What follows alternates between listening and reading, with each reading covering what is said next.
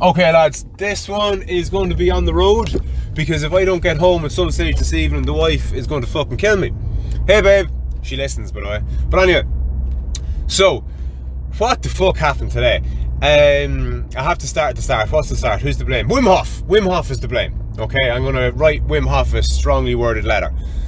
So my mum also listens to the podcast, and she has been doing her breathing exercises with Wim Hof. She's been getting out of her own way and going fucking running barefoot through the woods and doing all sorts of crazy stuff. And fair play to her. And part of all the crazy shit that she's been doing, and in no small part thanks to Mr. Hof, she has been having cold baths. Now, she wasn't filling the bath and jumping in it, and then, you know, for 10 seconds or whatever length of time she was in it, and then draining the bath and doing the same thing tomorrow. She didn't see the sense in that, so she left the bath full of water. Okay? No big deal. Until one day, she sees a fucking wet patch on the floor, and before she kicks the dog, she realises that it's water and not dog piss. So where the fuck did the water come from? It couldn't have come from anywhere. And she looks up, and of course, there's a damp patch in the ceiling. Fuck's sake. And then thinks, the bath. There must be a leak in the waste pipe or something, and, you know, I've had a bath full of water for the last week, and here's a drip coming through. It's obviously that. So she drained the bath, and that was fine. And she told me about this, and I was like, no way. Grand. Whatever. But then I hear that it's still dripping, you know, fucking a week later or something, or a couple of days later, and I'm like, ma'am, that's not from the bath, that's something else. I mean, if it was leaking from the bath, yeah, you'd have drips coming through the ceiling. Sorry, just to clarify, the bath is on, it's upstairs, so the leak was coming into the downstairs. But anyway, so I said, no ma'am, there's something up there. You have a fucking burst pipe basically, and you're going to have to get a plumber out, and he's going to have to tear down some of the ceiling to even fucking find it. And look, that's just how it is, you know, whatever.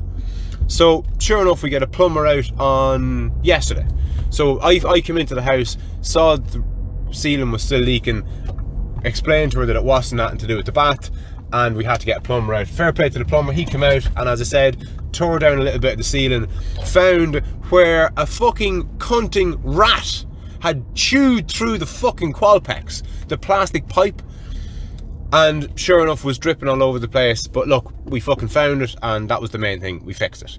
Now, it seemed to be a very old gnawing mark and hole, so what we thought was a rat chewed the shit out of it 6 months ago, 20 years ago, whenever the fuck, and the water's only after kind of breaking through now. Whatever little bit of a wall was left in the pipe is after corroding away, and we've got our little pinprick and the water's coming out.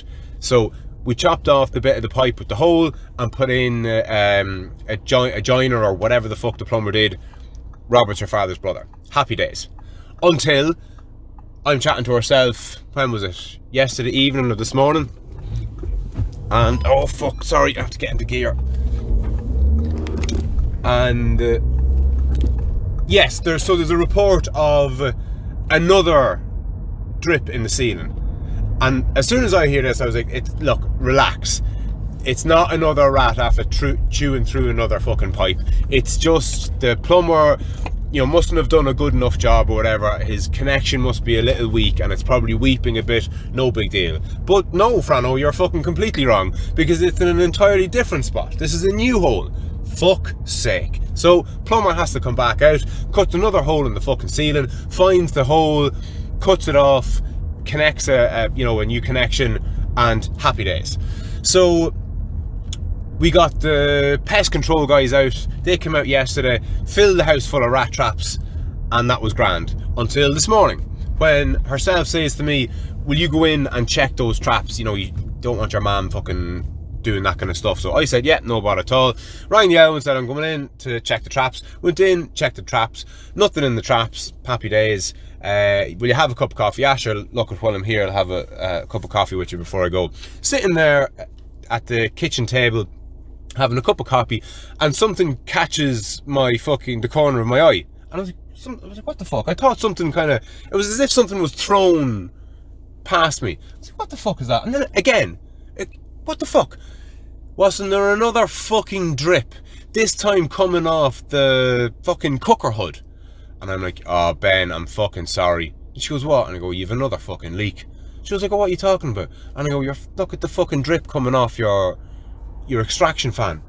And she goes, oh, you're fucking joking me. But look, there it is. And you're like, gee, I can't fucking believe this. This is 3 fucking pipes this bastard and fucking animal is after chewing through and causing leaks in the house in the last 48 hours. Fuck sake.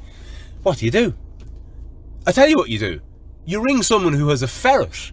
So I get on the phone on you, and I rang an old mate of mine, and to cut a long story short, I got the number of a man with a ferret, and the man with the ferret came through Rambo, and I can't remember the other name of the ferret, into the holes in the ceiling. But because of the way the joists are, they can only go so far, and they can only cover so much ground.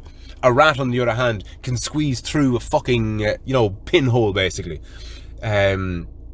So the guy came out and brought the ferrets. We brought the ferrets up into the attic. We put them into the ceiling, brought them around, and we didn't get them. But he assured us that the smell of the ferrets will be enough to deter the rats.